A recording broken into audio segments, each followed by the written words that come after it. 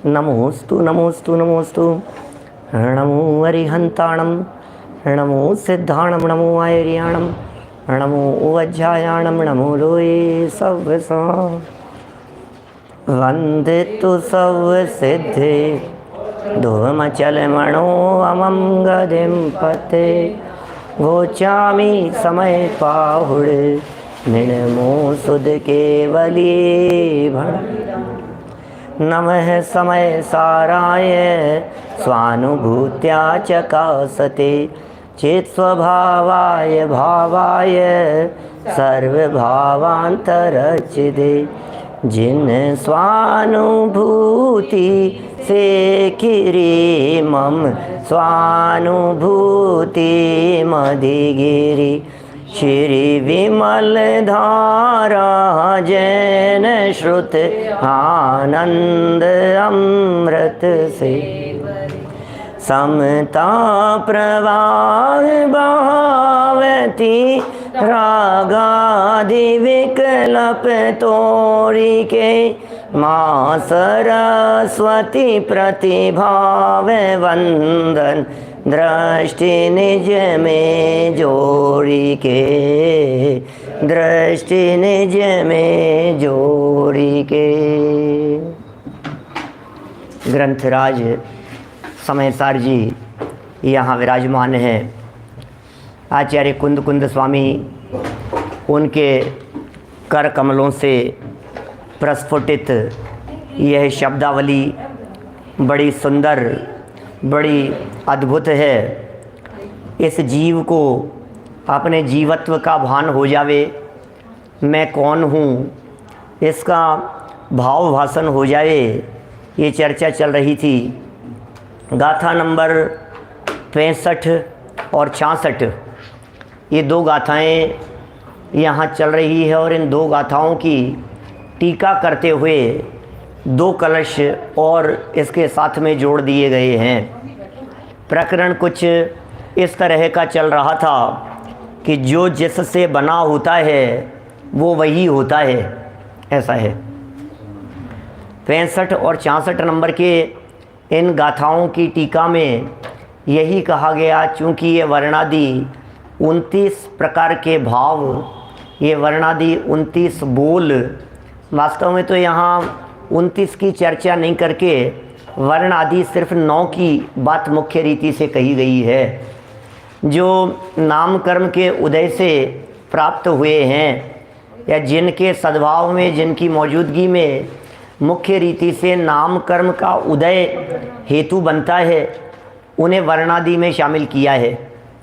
और आगे 68वीं गाथा और उसकी टीका करते समय जो मोह कर्म के उदय से जो भाव होते हैं उन्हें रागादि में शामिल किया है। पीछे 50-55 तक की गाथाओं में जो चर्चा 29 बोलों के रूप में हुई, उन्हें ही इस पूरे ग्रंथादि राज समय सार में वर्णादि और रागादि ये दो रूपों में कहेंगे। कई तरह की शब्दावली के प्रयोग करेंगे। वर्णादि से रागादि या वर्णादि और रागादि दो शब्द हो गए, या फिर वर्णादि भाव तो उसमें पूरे 29 लगा लेना, या फिर वर्णादि से गुणस्थान पर्यंत तो 29 में पहले नंबर का था वर्ण, और अंतिम नंबर का जो था वो है गुणस्थान। तो पहले नंबर का वर्ण और अंतिम नंबर का गुणस्थान, तो वर्ण आदि से गुणस्थान पर्यंत, इसमें भी 29 भाव हो गए, है ना, पहला वो और लास्ट वो। इसी तरह से जब 29 को दो भागों में बांटना हो तो फिर वर्णादि अलग और रागादि अलग। तो वर्णादि और रागादि का बंटवारा कैसे करेंगे इस 29 में? क्योंकि जो नाम कर्म के उदय से रिलेशन रखते हो, जिनका नाम कर्म से डायरेक्ट रिलेशन हो, ऐसे 9 भावों को तो वर्णादि में शामिल किया। और जो रागादि हैं उनको मोहनीय कर्म से जोड़ा कि जो मोहनीय कर्म के उदय से प्राप्त हो वे सब रागादि 20 भावों में शामिल किया। तो गुणस्थान आदि का संबंध भी उसी से है, मार्गणा स्थान का संबंध भी उसी से है, जीव स्थान वगैरह भी उसी से है, राग द्वेष मोह प्रत्यय हैं, ये सब उसी से संबंध रखने वाले हैं। यहाँ जो उसको भी उस माने नौ कर्म को भी उसी में रखना होगा हमारे को, क्योंकि नौ कर्म माने संयोग है ना।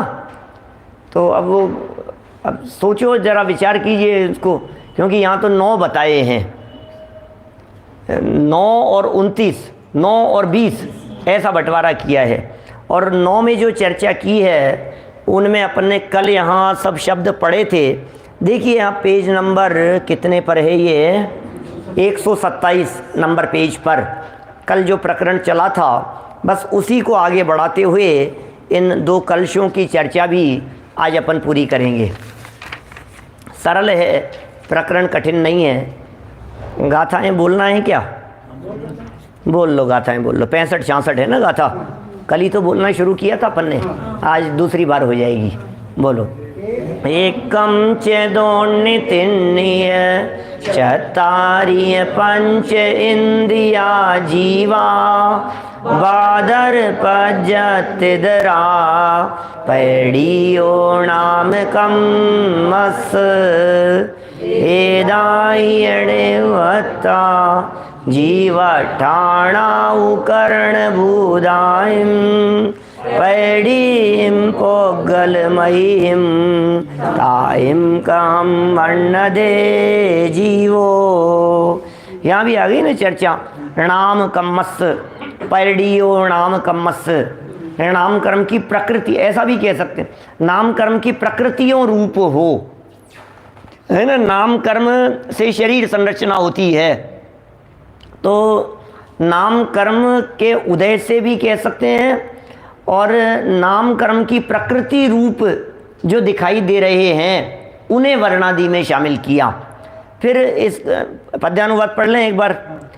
एक इंद्रियादिक प्रकृति है जो नाम नामक कर्म की पर्याप्त के तर आदि एवं सूक्ष्म बादर आदि सब इनकी अपेक्षा कहे जाते जीव के स्थान जो कैसे कहे वे जीव हैं जब प्रकृति आप उद्गलमयी। हो क्या कह रहे हैं, देखो एक और महत्वपूर्ण बात, जैसा भी प्रश्न किया ना कि 9 कर्म को किस में लेंगे, 29 में से 9 कर्म भी तो हैं क्या, माने प्रत्येक कर्म 9 कर्म, ऐसा था ना 29 में। तो अब 9 कर्म को किस में लेंगे, वर्णादि में लें या रागादि में लें? क्या रागादि में लिया उसको, अब 9 कर्म को रागादि में लें, 9 कर्म को तो वर्णादि में लेना चाहिए था, क्योंकि 9 कर्म तो आघातीय कर्मों के उदयजन्य दिखता है 9 कर्म। या फिर शरीर को लो तो नाम कर्म के उदय जैसा दिखता है। अब नाम कर्म के उदय वालों को वर्णादि में लिया है और मोह कर्म के उदय वालों को रागादि में लिया है, तो 9 कर्म तो मोह उदय जैसे तो दिखता नहीं है, क्या करें, समस्या तो दिखती है। तो एक बात यहाँ स्पष्ट ख्याल में आती है गहराई से विचार करने पर, यहाँ कहा है पैड़ियों नाम कम्मस, क्या मूल गाथा में क्या कहा है, पैड़ियों नाम कम्मस, नाम नामक कर्म की प्रकृति। अब प्रकृतियों में लगाओ तो 9 कर्म नाम की प्रकृति नहीं है, नाम कर्म की प्रकृति, वर्ण नाम कर्म की प्रकृति है, स्पर्श नाम कर्म की प्रकृति। नाम कर्म की 93 प्रकृतियों को देखो जरा, तो आपको उसमें स्पर्श रस गंध वर्ण ये नाम कर्म की प्रकृतियां दिखेगी, शरीर नाम कर्म प्रकृति दिखेगी, संस्थान सैनन नाम कर्म की प्रकृतियां दिखाई देगी, और ये बादर सुहमे इंद्रिय ये जीव समास ये नाम कर्म की प्रकृति जन्य दिखाई देंगे। बादर नाम कर्म प्रकृति है, सूक्ष्म नाम कर्म प्रकृति है ना। तो अब ये जो नाम कर्म की प्रकृति वाले हैं उनको वर्णादि में ले लो, क्या तो ऐसे 9 हैं जिन्हें यहाँ वर्णादि के अंदर शामिल किया। तो अब मुझे नहीं लगता है कि किसी तरह से कोई आपके चित्त में कोई विकल्प खड़ा होगा वर्णादि 9 के संबंध में, क्योंकि अपन ने वो शामिल कर लिया उधर। अब बाकी जो हैं वो जो बच गए वो मोहन कम्मोदया जो कहा है, मोहनी कर्म जन्य हैं, उन्हें वहाँ शामिल कर लिया। देखिए इसी बात को यहाँ पढ़ते हैं पेज नंबर 127 पर, कलश पढ़ेंगे उसके पहले देखो जिस प्रकार, और यहीं से ले लो आप 126 की लास्ट लाइन से लो।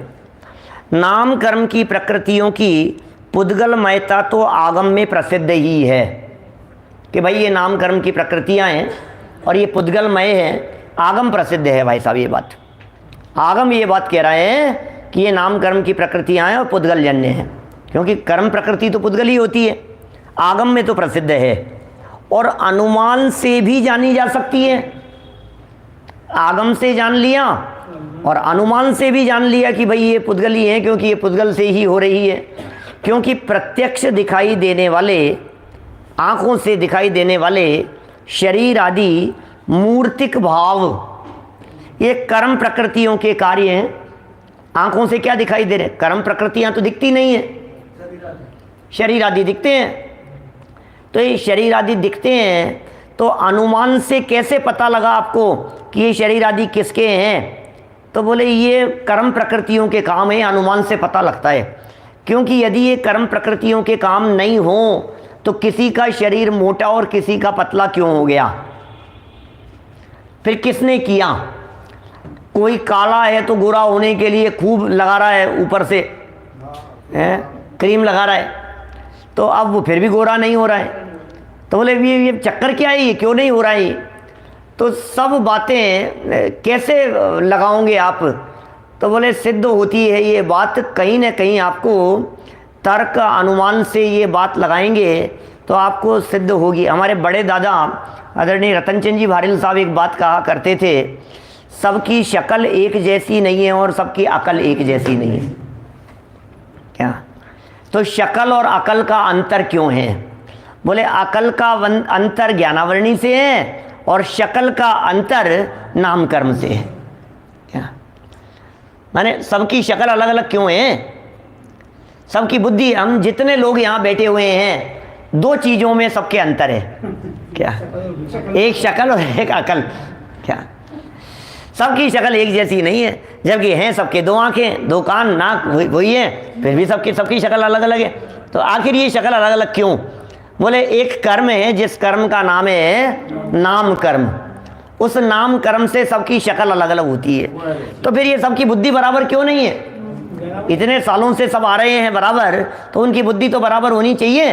तो आप ये भी कह सकते हैं नहीं किसी को 35 साल हो गए, किसी को 25 साल हो गए, किसी को 15 साल हो गए, कोई 8 साल से आ रहा है, तो फिर बराबर कैसे होगी? कि नहीं जो साथ में आ रहे हैं पति पत्नी जब से शुरू किया, तो उनकी तो बराबर होनी चाहिए। क्या बोले उनकी भी फर्क है? अब ये फर्क क्यों है? बोले भाई साहब ये तो ज्ञानावरणी कर्म के उदय का काम है, माने उदयजन्य स्थिति है। तो जो विविधताएं दिखाई दे रही, शरीर आदि मूर्तिक भाव, ये कर्म प्रकृतियों के कार्य है। शरीर आदि तो प्रत्यक्ष दिखाई दे रहे हैं और अनुमान से भी जाना जा सकता है कि ये प्रकृतियों के काम है। या आपने अनुमान से जाना, इसमें आपने युक्ति लगाई, ख्याल में आ रही है बात? इस विविधता के पीछे हेतु तलाशने का प्रयास किया, तो फिर आपने लगाया कि नहीं ये तो कर्म अलग अलग है, इसमें क्या है, बात समझ में आ गई। इसलिए कर्म प्रकृतियां पुद्गलमय हैं, ऐसा अनुमान किया जा सकता है। अब अनुमान क्या किया? क्योंकि शरीर पुद्गलमय, तो जिससे बना था वो भी पुद्गलमय होगा, ये पता लगता है। बोले ये डाकू है, तो सहयोग किसने किया कि इसने? बोले इसका मतलब ये भी डाकू है। समझ रहे हैं? ऐसा अनुमान लगाया जाता है। चोर की हेल्प करने वाला चोर होगा, डाकुओं की हेल्प करने वाला डाकू होगा, बदमाशों की हेल्प करने वाला बदमाश होगा। उनको भी तो अपराधी गिना जाता है ना। शरण जो अपराधी को दे, अरे अपराधी वह है। अब भगवान ने शरण दी हो तो भगवान अपराधी, मजिस्ट्रेट ने शरण दी हो तो मजिस्ट्रेट अपराधी। संजय दत्त ने, संजय दत्त ही था ना, कौन था? सुनील दत्त नहीं, संजय दत्त, हाँ सुनील दत्त का बेटा है। तो वो उसने शरण दी, वो अपराधी। अभी तो ऐसा ही है, जो शरण देगा वो अपराधी कहलाएगा। तो अब ये जो दिखाई दे रहे हैं शरीर आदि, इन दिखाई देने वाले शरीर आदि का संबंध किससे है? तो बोले कर्म प्रकृतियों से। तो बोले शरीर आदि तो प्रत्यक्ष पुद्गल दिख रहे हैं, तो कर्म प्रकृतियां बोले वो भी पुद्गल ही हैं, दोनों का पुद्गल पना सिद्ध हो गया। वापस देखिए लाइन क्या कह रहे हैं, लेकिन कर्म प्रकृतियां पुद्गलमय हैं ऐसा अनुमान किया जा सकता है, क्योंकि कर्म प्रकृतियों से ही ये मूर्तिक शरीर आदि भाव दिखाई दिए, इसलिए वे भी पुद्गल अनुमान से जानी जा सकती है। अब ये कह रहे हैं जिस प्रकार यहाँ जीव स्थानों को पौद्गलिक सिद्ध किया है, ये अमृत चंद्राचार्य कह रहे हैं, तीसरी लाइन है 127 नंबर पेज की। जिस प्रकार यहाँ जीव स्थानों को, जीव स्थान का दूसरा शब्द क्या है भैया, जीव समास, 14 जीव समास कहते हैं ना, तो क्योंकि गाथा में तो अकेले जीव समास की चर्चा की है, तो जिस प्रकार यहाँ जीव स्थानों को पौद्गलिक सिद्ध किया है, तो एक तो ये वर्णादि में शामिल हो गए जीव स्थान, पौद्गलिक सिद्ध कर दिया। उसी प्रकार 2 नंबर पर गंध, 3 नंबर पर रस, 4 नंबर पर स्पर्श, 5 नंबर पर रूप, 6 नंबर पर शरीर, 7 नंबर पर संस्थान और 8 नंबर पर सैनन और वर्ण रह गया। वर्ण भी लिखो यहाँ, इसलिए रह गया क्योंकि यहाँ ऊपर नहीं है क्या, संस्कृत में देखो ना जरा कहाँ है, ऊपर देखो, ततो वर्णादय ऐसा कह दिया, वर्णादि जीव नहीं है, अतः यह निश्चय हुआ ऐसा कह करके इन्होंने वर्ण को नीचे कह दिया। यहाँ गंध रस स्पर्श रूप शरीर संस्थान सहनन, सहनन अपि सहनानानि अपि पुद्गलमय नाम कर्म प्रकृति। तो अभी ये नीचे वाली लाइन में आकर के वर्णादि जीव नहीं है, ये वर्ण शब्द नीचे दे दिया। तो कुल मिलाकर के यहाँ इस टीका में इन 9 शब्दों का प्रयोग हुआ, एक जीवस्थान का प्रयोग हुआ, इसके अलावा गंध रस स्पर्श रूप शरीर संस्थान सैनन और एक जीवस्थान, 8 ही हो गए, और नीचे वर्णादि। तो बोले वर्णादि के साथ में इन सबको लगा करके टोटल 9 हो गए। इस तरह यहाँ 9 गिना दिए। मैं आपको 20 दिखाऊं, देखिए आप 68 नंबर गाथा की टीका देखिए, 68 नंबर गाथा की टीका 2-4 दिन में आएगी चर्चा, वैसे 1-2 दिन में अपन करेंगे। मोहन कम्मस सुदया 68 नंबर गाथा 130 नंबर पेज पर, और यहाँ लिखा गुणठाणा 68 नंबर गाथा में मोहन कम्मस सुदया दु वर्णिया जे इमे गुणठाणा।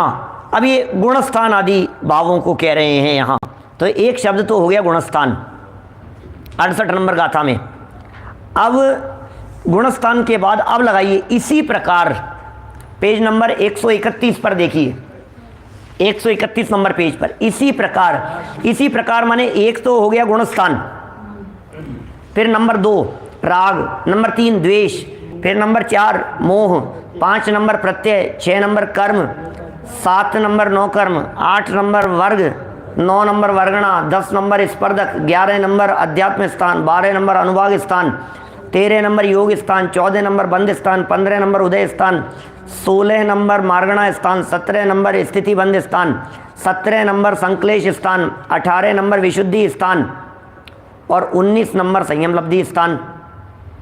20 हो गए क्या? अपन ने गुणस्थान को छोड़ दिया था क्या? वापस गिनो,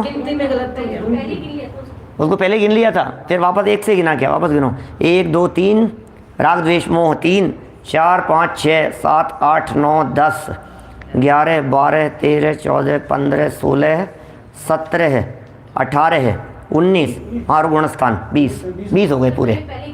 हाँ, गुणस्थान को पहले गिन लिया था अपन ने, टोटल 20 है। 17 मैंने 2 बार बोल लिया था या 18 2 बार बोल लिया था, कोई बात नहीं, तो टोटल 20 हो गए ना यहाँ। तो मोहन कम्मोदया 20 कह दिए इन्होंने 68 नंबर गाथा में। तो 20 तो हो गई ये रागादि में, क्योंकि इन सब में मोहनी कर्म दिखाई दे रहा है आपको।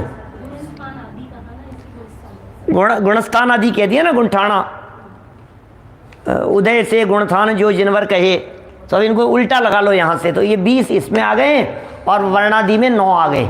तो जब वर्णादि और रागादि जब हम कहेंगे तो वर्णादि में 9 लेंगे और रागादि में 20 लेंगे, है ना। अमृत चंद्राचार्य देव इस तरह का मोटा मोटा बंटवारा कर रहे हैं। अपन अपनी बुद्धि लगा करके करेंगे तो फिर उसमें 9 कर्म को पुद्गल में ले लेंगे, फिर आखिर समझ लो कर्म 9 कर्म ये भी तो सब पुद्गल ही हैं। फिर तो इसमें जीव अकेले वही दिखेंगे, कौन से, राग द्वेष मोह, क्या आगे अकेले वही जीव दिखेंगे अपने को। विशुद्धि स्थान जीव दिख जाएगा, जीव स्थान जीव दिख जाएगा, संकलेश स्थान जीव दिख जाएगा। तो ऐसे अपन छांटने की कोशिश करेंगे, फिर वो उल्टे हो जाएंगे, फिर वो 9 हो जाएंगे। अपन यदि अपनी बुद्धि से निकालेंगे ना, तो अपनी बुद्धि से निकालने पर अपने को वर्णादि 20 हो जाएंगे और रागादि 9 हो जाएंगे। ऐसा भी हो सकता है। लेकिन यहाँ जो अमृत चंद्राचार्य देव ने जो गाथा में कही है उसको अपने को समझना चाहिए, और उसका हेतु उन्होंने बतला दिया। क्योंकि पैड़ी ऊपर कह दिया नाम कम्मस, ये तो 65 नंबर की गाथा में कह दिया था, और मोहन कम्मोदयस्य ये कह करके वो 68 नंबर गाथा में कह दिया। तो मोहिनी कर्म मोहन कम्मस उदय उदया, मोहन कम्मस उदया, तो मोहनीय कर्म के उदय की चर्चा और नाम कर्म के उदय की चर्चा। मतलब इसका मतलब बंटवारा जो हुआ है ये नाम कर्म और मोहनीय कर्म, इन दो को मुख्य रख करके किया गया है। और इनको यदि और दूसरे प्रकार से कहें तो हम ऐसा भी कह सकते हैं, नाम कर्म में आघातीय कर्म ले लेना और मोहनीय कर्म में घातीय कर्म ले लेना।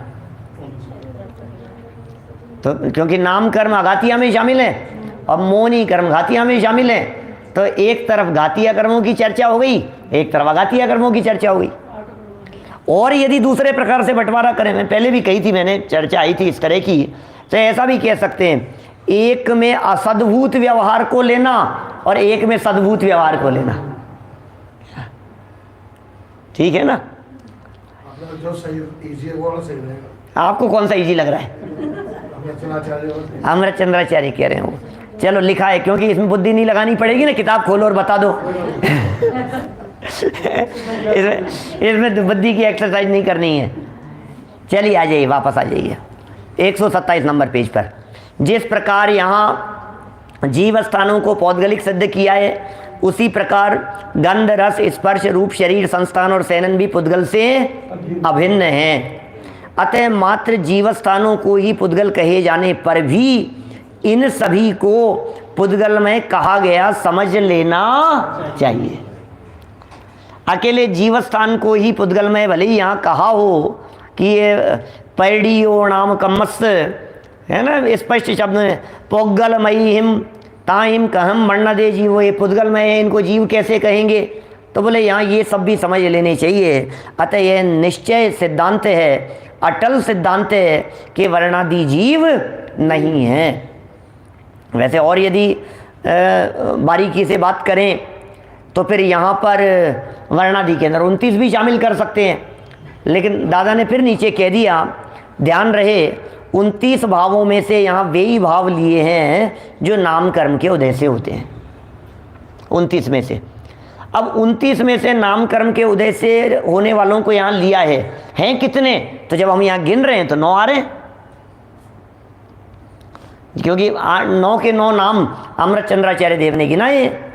क्योंकि मोह कर्म के उदय से होने वाले भावों को 68वीं गाथा में लेंगे। इसका मतलब 65 नंबर गाथा में 9 लिए, 68 नंबर गाथा में 20 लिए, और पीछे जो कलश कहा था वर्णाद्यावा राग मोहादेवा, उससे ये बात स्पष्ट हो गई कि वर्णादि में 9 और रागादि में 20। आचार्य अमृतचंद्र ने जो बात टीका में स्पष्ट की है, कौन सी बात स्पष्ट की है? वो तो कल रह गई, आज तो रिपीट हुई नहीं वो बात। कौन सी? स्वर्ण पत्र वाली बात, सोने का पत्र वर्क सोने से बना हुआ है, वो बात। उसी को उन्होंने इसी टीका में समागत 2 कलशों में व्यक्त किया है, जो कलश इस प्रकार हैं, फिर पद्यानुवाद निम्न प्रकार पढ़ेंगे। बोलो, देखो देखो, ऊपर से कलश है, 38 और 39 नंबर का उपजाति छंद है। कैसे पढ़ेंगे उपजाति छंद को? निर्वर्त्यते येन यदात्र किंचित तदेव तत्स्यान्न कथंचनान्यत् रुक्मेण निर्वृत्तमिहासि कोशं पश्यन्ति रुक्मं न कथञ्चनासिं वर्णादिसामग्र्यमिदं विदन्तु निर्माणमेकस्य हि पोद्गलस्य ततोऽस्तित्वमिदं पुद्गल एव नात्मा यतः स विज्ञानघनस्ततोऽन्यः। वस्तु से जो बने वह हो वही नान्य।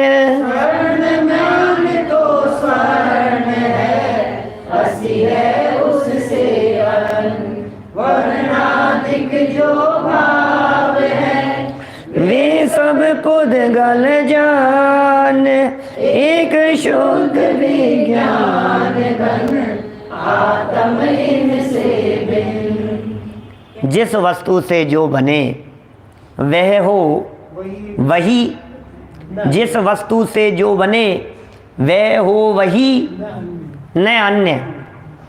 मावे का त्याग कर दिया आपने, जैसा मावा नहीं खाता मैं।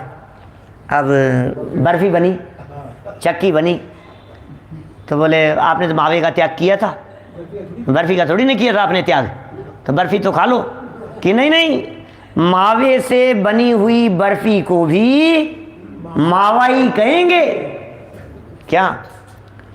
जो वस्तु जिससे बनी हो उसे वो ही कहा जाएगा क्या? समझ में आ रही है क्या बात? दूध का त्याग कर दिया तो दूध से बनी हुई चीज दूध है कि नहीं है? सभी चीज जो जो दूध की बनी हुई है उन सब का त्याग। डॉक्टर ने ये कहा भाई साहब आपके ये जो है ना एलर्जी है, आप दूध नहीं लेंगे। चलो ठीक है, दूध नहीं लेंगे, कोई बात नहीं, चाय तो पी सकता हूँ दूध की। दूध नहीं पिया, दूध के लिए मना किया था डॉक्टर साहब ने, मर जाएगा, एलर्जी है तेरे को।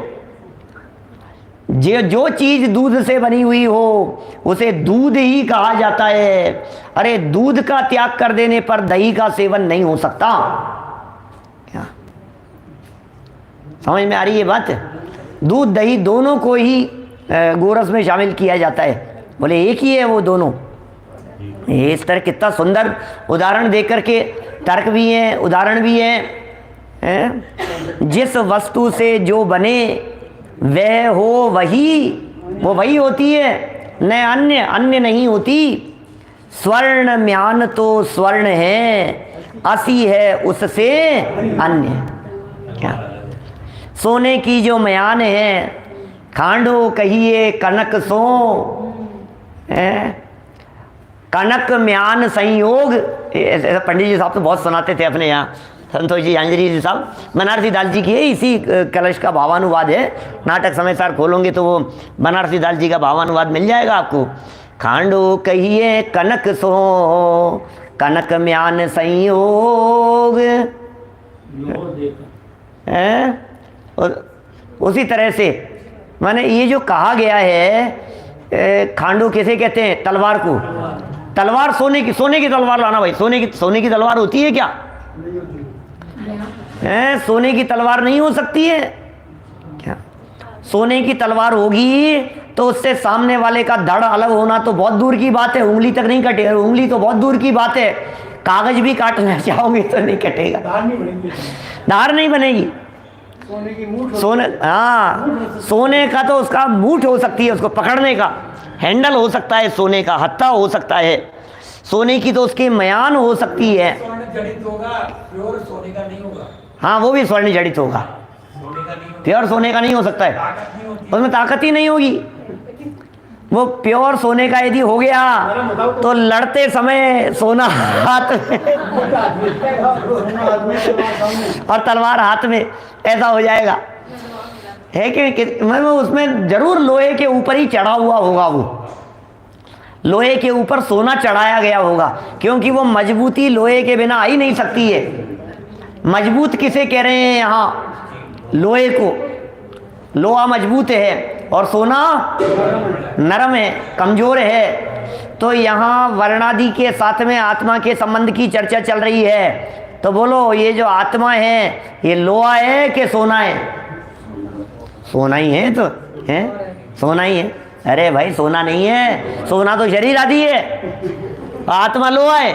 क्या बात कर रहे हो, ये उल्टी बात कर रहे हो आज यहाँ। आज यहाँ उल्टी बात करने लगे क्या भाई साहब? सवाल उल्टी बात का नहीं है, सवाल यहाँ मजबूती के लिए एग्जाम्पल का है। क्या ये जो है ना, ये सोना, जैसे आप सोना कह रहे हो, सोने जैसा सोना है, सोने जैसा तेरा तन मन, जो कहो इसको शरीर, सोने जैसा चांदी जैसा, सोने जैसा रंग और चांदी जैसे बाल।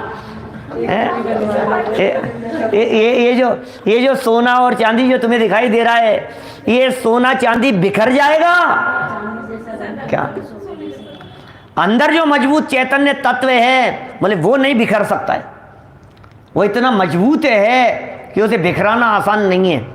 सोना कण कण बिखर जाए, सोना ऐसा है। ये जो शरीर दिखाई दे रहा है, ये क्या दम है इसमें, माटी है, ये परमाणु परमाणु होकर के बिखर जाएगा चारों तरफ। और अंदर जो मजबूत तत्व बैठा हुआ है, जीव तत्व, चैतन्य तत्व, बोले कितने भी संकट आ जावे, कितने भी चोट पड़ जावे, लेकिन ये बिखर नहीं सकता, खिर नहीं सकता है। लोहे का कभी पानी नहीं होता। हाँ, कर्म काटने में आत्मा ही सक्षम है। लोहे की तलवार माने शरीर आदि नहीं। आप देखो, गर्म करके उसको सोने का तो पानी बनाया जा सकता है, लेकिन लोहे को कितना गर्म करें कि वो पानी बन जाए? क्या बोलो, इतना ऐसा पानी हो जाता है? डलता है, हाँ ठीक बात है। तो भी टेम्परेचर का फर्क तो पड़ेगा। टेम्परेचर तो बहुत ज़्यादा चाहिए उसमें, ठीक है, लोहे के जो भी बनते हैं। लेकिन यहाँ जो उदाहरण दे, क्योंकि एक्चुअल में क्या है, एक है कवर और एक है अंदर का तत्व, दो चीज़ें हैं यहाँ। एक हो गया कवर और एक हो गया अंदर का तत्व। तो जो अंदर की चीज़ है वो है लोहे की, और कवर है वो है सोने का। तो जो चमकता हुआ दिखाई दे रहा है, ये है कवर, ये सोने के स्थान पर है। और अंदर जो बैठा हुआ है क्या, भगवान आत्मा, वो लोहे की तलवार के स्थान पर है। और तलवार जैसी कही ना बात, तलवार जो है वो काटने के काम आती। तो आत्मा जो अंदर मजबूत तत्व है, वो कर्म काटने में समर्थ है। ऊपर के आवरण से कर्म नहीं कटेंगे। इसको ऐसा भी कह सकते हैं, और गजब की बात, यदि इसको और जोड़ें यदि वस्तु स्वरूप से और सिद्धांतों से, तो बोले जो ऊपर का कवर है, माने तलवार की जो म्यान है, कवर, उस म्यान से कितना युद्ध लड़े जावे, लड़ने का प्रयत्न किया जावे कि सामने वाले को मार दिया जाए, बोले संभव नहीं है, म्यान से नहीं मारा जा सकता है। तो अंदर का जो तलवार है, म्यान को निकाल करके दूर रख और तलवार से लड़, तो सामने वाले को मारा जा सकता है। इसी तरह से कर्म शत्रुओं को यदि मारना है, तो बोले जो ऊपर म्यानवत जो शरीर है, ये शरीर आश्रित कितनी भी क्रियाएं करो, ये जड़ क्रियाएं कर्म काटने में समर्थ नहीं है। शरीर आश्रित क्रियाएं, बोले कह रहा है कि मैंने उपवास कर लिया, मैंने व्रत कर लिया, मैं एक टांग के ऊपर खड़ा था, मैंने ऐसा कर लिया। बोले सुनो, तुम म्यान से कर्म काटने की चेष्टा कर रहे हो। ऊपर ऊपर का आवरण था, ये तो ऊपर की म्यान थी। अब तुम्हें यदि कर्म काटना है, तो बोले इस म्यान से ऊपर उठो, इससे भीतर देखो, तो अंदर आपको चैतन्य तलवार दिखाई देगी। माने शुद्ध भाव रूप परिणामों से ही कर्म कलंक को, कर्म शत्रुओं को विध्वंस किया जा सकता है। तुम्हारे चैतन्य परिणामों से, अंदर जो तत्व मौजूद है, उन शुद्ध भाव रूप चैतन्य परिणामों से ही कर्म काटना संभव है। शरीर आश्रित, देहाश्रित क्रियाओं से इन कर्मों को काट देना, ये किसी भी रूप में संभव नहीं है। आज तक अनादिकाल से देहाश्रित क्रियाओं से कर्म काटने की चेष्टा करते रहे। इसलिए व्रत, नियम, संयम, पूजन, पाठ, दान, भक्ति, उपवास खूब किए एक टांग पर खड़े होकर के, लेकिन कोई काम तो हुआ ही नहीं, कर्म तो कटे ही नहीं, बिल्कुल भी बंद और गए। ये और मुसीबत है। तो सावधान रहने के लिए यहाँ कह रहे हैं, स्वर्ण म्यान तो स्वर्ण है, असी है उससे अन्य। स्वर्ण की जो तलवार है माने जो म्यान है वो म्यान जैसी है, और जो सच में तलवार है वो उससे भिन्न ही है। ये तो उदाहरण है। कहा है ना कि मोल करो तलवार का पड़ी रहने दो म्यान। हाँ, मोल करो तलवार का पड़ी रहने दो म्यान, किसी कवि की पंक्तियां हैं हिंदी साहित्य के। ध्यान आ रही है, मुझे भी ध्यान आ रही है ऐसी पंक्ति, आपने याद दिलाया, धन्यवाद आपको। देखो वर्णादिक जो भाव हैं, वर्ण आदि जो भाव कहे, एक कलश 39 नंबर, 38 नंबर में एग्जाम्पल दिया और 39 नंबर में उसके सिद्धांत को बताया। वर्णादिक जो भाव हैं वे सब पुद्गल जन्य, वर्ण आदि जितने भी भाव हैं ये सब पुद्गल जन्य हैं, म्यान की तरह है। और एक शुद्ध विज्ञान घन, शुद्ध विज्ञान घन आत्मा इनसे भिन्न, वर्णादि से भिन्न। आपको कभी ऐसा भी फीलिंग होती है कि आपको क्या रे समय सार के अंदर यही बातें बताते हैं, बस शरीर अलग है आत्मा अलग है क्या? लेकिन स्टाइल देखो आप, कदम कदम पे भाषा बदलती चली जा रही है और भाव छूट नहीं रहा है। येन केन प्रकारेण, बस ये भेद विज्ञान हो जावे क्या?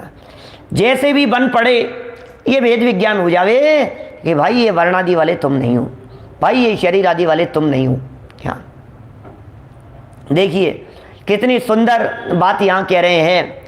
जाति न पूछो साधु की, पूछ लीजिए ज्ञान, मोल करो तलवार का, पढ़ो रहने दो म्यान। है हमारे अनिल जी शास्त्री ने फटाफट लिख दिया क्या है? सब विद्वान लोग हैं। जाति न पूछो साधु की, साधु की जाति मत पूछो, साधु है भाई साहब, उसमें जो ज्ञान है क्या उसका मोल करो, उसको ध्यान दो। साधुओं की कीमत ज्ञान से है, शरीर से नहीं है। कितना सुंदर है, कबीरदास जी का छंद है। लेकिन इस छंद का भाव कितना गजब का है। इस छंद का भाव इतना मार्मिक है कि हम शरीर से देखते हैं क्या, हमें शरीर दिखाई देता है, जबकि ज्ञानियों ने ज्ञान का मोल किया है, शरीर का मोल नहीं किया है। कीमत ज्ञान की है, कीमत वैराग्य की है। ज्ञान विराग शक्ति ते विधि फल, ऐसा आगे निर्जराधिकार में ज्ञान और वैराग्य की शक्ति की चर्चा की है। अंदर की बात कही है, बाहर शरीर में क्या दम है, तो शरीर की अवस्थाएं तो जैसी होनी हो तो होवे। शरीर गल रहा है, शरीर सड़ रहा है, शरीर के कैंसर हो गया है, शरीर काला पड़ गया है, शरीर में कुष्ठ रोग हो गया है, क्या फर्क पड़ गया है? अरे कवर गंदा हुआ है, क्या चिंता करते हो? सड़क पर चलते चलते यदि किसी की टक्कर लग गई, गिर गए और गिरने पर आपके कपड़े घिस गए, फट गए, तो ज़्यादा रोने मत बैठ जाना। ये विचार करना कि कपड़े ही घिसे हैं, अंदर तो ज्यों का त्यों बिल्कुल, मेरे तो कुछ हुआ ही नहीं, मेरे तो चोट लगी ही नहीं, मैं तो सेफ हूँ क्या? ऐसे ही यहाँ कहना चाह रहे हैं। देखिए सुरेंद्र जी बाबूजी साहब देखो क्या शब्द दे रहे हैं, बड़े गजब के शब्द हैं। नीचे अनुवाद देखिए जरा। जिस वस्तु से जो भाव बनता है वह भाव वह वस्तु ही है।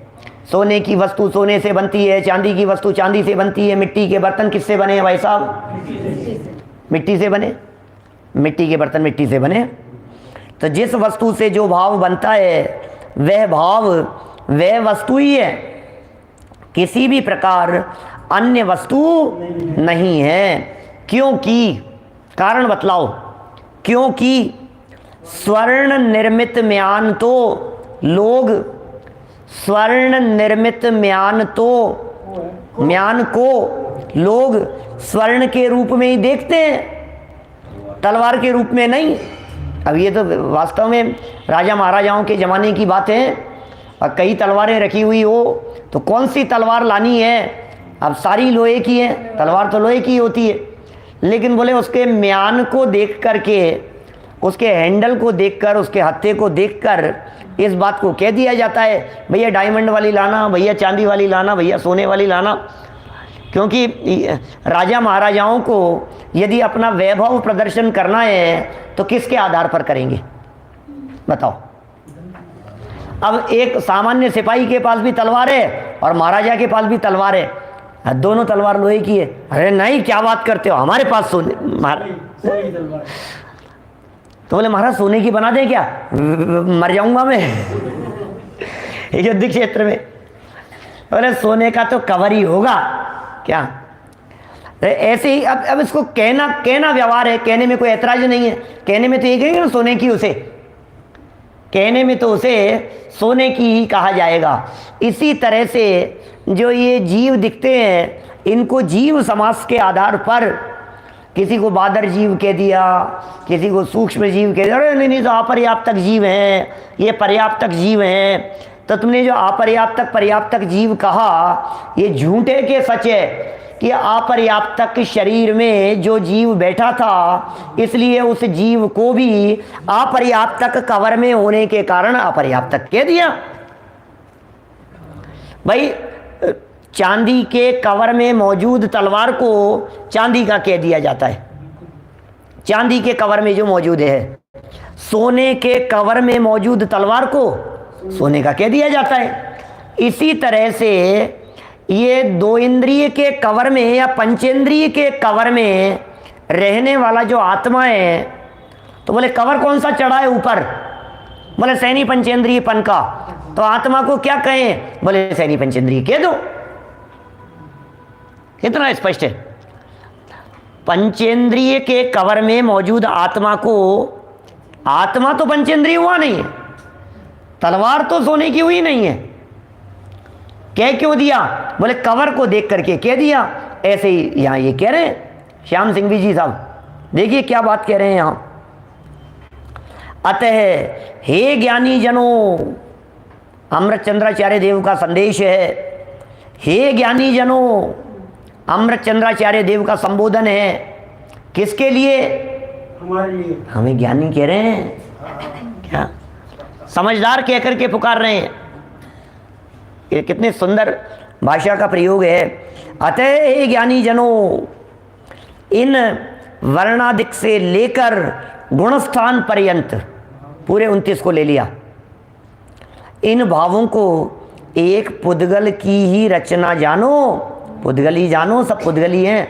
नहीं साहब, वर्णादि तो पुद्गल दिखाई दे रहे थे, रागादि तो जीव हैं, रागादि को पुद्गल कैसे कह रहे हो, ये बात तो जचेगी नहीं हमारे को। क्यों नहीं जचती है, कि हमें दिखाओ इसमें कहाँ पुद्गलपन का सद्भाव कहाँ है। इन रागादि में स्पर्श रस गंध वर्ण का सद्भाव है क्या कहीं, कि नहीं है, फिर क्यों कह रहे हो। कि तुम एक बात बतलाओ, तुमने इसको गधा क्यों कहा, इनमें गधेपन का सद्भाव दिखाओ। गधे जैसा कलर है, गधे जैसी चार टांगे हैं? कह देते हैं ना कभी, गधा है तो। नहीं, तुम पहले मुझे ये बताओ, तुमने इसको गधा क्यों कहा है? क्या देख करके कहा। जब आप किसी मनुष्य को उसमें गधेपन का बिल्कुल सद्भाव नहीं होने पर भी उसे बुद्धि के आधार पर गधा कह सकते हो क्या, तो फिर हम यहाँ पुद्गल के साथ में संपर्क रखने वालों को पुद्गल कह दें तो तुम्हें ऐतराज हो रहा है। प्रयोजन बता रहे हैं ना यहाँ पर। इन रागादि की का सद्भाव, इन रागादि की उत्पत्ति, इन रागादि विभाव भावों का जन्म बोले पुद्गल के लक्ष्य से होता है, इसलिए इनको हम पुद्गल कहे बिना नहीं मानेंगे क्या। ठीक है ना, कितना सुंदर है। हे भव्य जनों, हे ज्ञानी जनों, इन वर्णादिक से लेकर गुणस्थान पर्यंत भावों को एक पुद्गल की ही रचना जानो। पहले तो देखो शब्द संरचना देखना, पहले तो कहा पुद्गल की ही रचना जानो, फिर कह दिया पुद्गल की रचना है पुद्गल ही जानो। पुद्गल की रचना है तो बोले पुद्गल की रचना को पुद्गल ही कहते हैं। ये साहब मीठे का त्याग है मेरे, मीठे का त्याग है। मीठे का त्याग है, मैंने शुगर का त्याग कर दिया। अच्छा, शुगर का त्याग कर दिया आपने, मीठे का त्याग है। आपकी डायबिटीज बहुत ज़्यादा है, डॉक्टर ने मना कर दिया, मीठे का त्याग है। तो लड्डू खा सकता हूँ कि नहीं है? खा सकता हूँ कि नहीं? आप खाने लगोगे और सामने से पत्नी कहेगी अरे अरे क्या कर रहे हो, मीठा है, मीठा खा रहे हो। नहीं नहीं, इनका मीठा बंद है, तो हम मीठा थोड़ी नहीं खिला रहे, हम तो लड्डू खिला रहे हैं। अरे नहीं भाई, नहीं चलेगा। आपके है क्या डायबिटीज? मना कर रहे हैं, निषेध कर रहे हैं। हाँ, ये भाव पुद्गल ही हो, नहीं कहाँ पढ़ रहे थे भाई, यहीं तो पढ़ रहे थे। पुद्गल ही जानो, ये भाव पुद्गल ही हो, क्योंकि पुद्गल से बने, आत्मा न हो। कारण क्या है, हेतु बताओ। क्योंकि आत्मा तो विज्ञान घन है। आत्मा किससे बना है भाई साहब? आत्मा तो ज्ञान से बना हुआ है। जीव तत्व तो ज्ञान से बना हुआ है। वो चैतन्य तत्व तो ज्ञान का घन पिंड है, ज्ञान का पुंज है, इसलिए इन भावों से भिन्न है। माने हमें एक बात बतलाइए धर्मेंद्र जी साहब, प्रमोद जी भाई साहब, एक बात का जवाब दीजिए कि आत्मा तो ज्ञान से बना है और जो ज्ञान से बना होगा वो आत्मा होगा। अब रागादि भाव जो कहे हैं, ये रागादि भाव ये किससे बने हैं? क्या रागादि भावों में ज्ञान व्याप्त है? नहीं है। तो ज्ञान नहीं है ना, इसका मतलब वो आत्मा से भिन्न है। खत्म करो बात, खत्म हो गई बात। आत्मा से भिन्न हो गए ना, तो इसलिए पर के खाते में डाल दो उसको। तो इस तरह से विज्ञान घन आत्मा, विज्ञान घन, अभी विज्ञान घन की तो इतनी चर्चा की जा सकती है विस्तार से। 73 की चर्चा करते समय जहाँ जहाँ मैंने 73 नंबर गाथा चलाई है, वहाँ मैंने विज्ञान घन की खूब चर्चा की है। विज्ञान घन स्वभाव भावत्व के कारण एक, वो जो बोल दिया ना, एक कहने के लिए, मैं यह प्रत्यक्ष अखंड अनंत चिन्मात्र ज्योति आत्मा अनादि अनंत नित्य उदय रूप विज्ञान घन स्वभाव भावत्व के कारण एक हूँ। विज्ञान घन, 73वीं में विज्ञान घन भाव की चर्चा की, 74वीं में विज्ञान घन होता हुआ, ऐसे पर्याय में विज्ञान घन होने की बात कही। बड़ा अद्भुत शब्द है विज्ञान घन। अमृत चंद्राचार्य देव का प्रिय शब्दों में से एक है। जैसे टंकोत्कीर्ण इनको प्रिय है, ज्ञान ज्योति इनको प्रिय शब्द है, ऐसे ही ज्ञान मात्र आत्मा, ऐसे ही यहाँ विज्ञान घन, या अमृत चंद्राचार्य देव का फेवरेट शब्द है।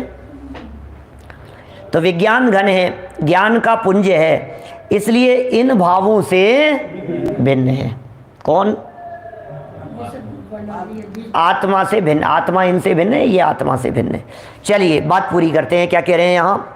मूल बात तो यह है कि नाम कर्म के उदय से होने वाले वर्णादि भाव निश्चय से जीव नहीं है। अब यहाँ जब मूल बात कह करके चर्चा कर रहे हैं, ये इसका मतलब ये कलश तो पूरा हो गई चर्चा। मुझे लगता है ज्ञायक भाव प्रबोधनी में दादा खुद लिख रहे हैं ये 2 लाइनें, और इसलिए वर्णादि भाव जीव नहीं है, और वर्णादि भावों को कह दिया नाम कर्म के उदय से। इसका मतलब यहाँ फिर 9 की चर्चा आ गई। यहाँ पहले 29 कह रहे थे, अब फिर 9 कह दिया। क्योंकि 9 किस लिए लगाया यहाँ? क्योंकि यहाँ नाम कर्म के उदय जन कह रहे हैं ना, इसलिए 9 लगाना। मूल बात तो यह है कि नाम कर्म के उदय से होने वाले, जिनमें नाम कर्म का उदय हो, उससे होने वाले वर्ण आदि भाव, ये निश्चय से जीव नहीं है। जीव नहीं हो सकते हैं निश्चय से। देखो तो उन्हें जो जीव कहा जाता है वह मात्र असद्भूत व्यवहार नय का कथन ही है। बस इतना समझ लीजिए कि साहब इनको आपने जीव क्यों कह दिया? अभी असद्भूत व्यवहार नय का कथन है। असद्भूत व्यवहार नय माने बिल्कुल भिन्न। असद्भूत व्यवहार नय माने अत्यंत न्यारा। असद्भूत व्यवहार नय माने सिर्फ संपर्क था, इस दम पर कह दिया, बाकी और कोई दम नहीं है। असद्भूत व्यवहार का मतलब क्या होता है? शरीर और संयोगों को अपना कहने वाला व्यवहार, ये असद्भूत व्यवहार होता है। और यहाँ सब आघातीय कर्मों की चर्चा, आघातीय कर्मों के उदयजन्य चर्चा है। वर्णादि में जिन 9 को शामिल किया है, ये सब स्पष्ट रूप से जड़ हैं, पुद्गल हैं, और जड़ पुद्गल होते हुए भी इन्हें जीव कहा जा रहा है। इस तरह से असद्भूत व्यवहार जानना, इस असद्भूत व्यवहार को समझाने के लिए आगे आएगा प्रकरण, 1-2 दिन में, कल परसों अपन चर्चा करेंगे। जब भी आएगी चर्चा तो उसमें ये कह दिया गया है, घी का घड़ा। टोडरमल जी का उदाहरण घी का घड़ा। टोडरमल जी ने ज़्यादा लंबा मन किया, यहाँ शॉर्ट में कह दिया। तो घी का घड़ा जैसा व्यवहार है, उस तरह से तीर्थंकरों को गोरा काला कह देना, लाल कह देना, सफ़ेद कह देना, कृष्ण वर्ण वाले कह देना, सोने वाले कह देना, क्या सिद्धार्थ तनय है ऐसा कह देना, ये जो शब्दों के प्रयोग किए हैं कि भाई साहब ये त्रिजगत त्रयोपमानम, जगत त्रयोपमानम, निशेष निर्जित जगत तृतीयोपमानम, मतलब जितनी स्तुतियाँ की है ये सब असद्भुत व्यवहार ने से की है। एक तरफ तो असद्भुत व्यवहार रखा और दूसरी तरफ निश्चय को रखा। मैंने एक तरफ सबसे लास्ट को ले लिया और एक तरफ परम शुद्ध निश्चय को ले लिया। जमीन आसमान के दोनों में अंतर दिखाई देते हैं। ये सब प्रकरण आगे बढ़ेगा, कल बढ़ाएंगे अपन गाथा 67 को आगे। अभी की बात को यहीं विराम देते हैं।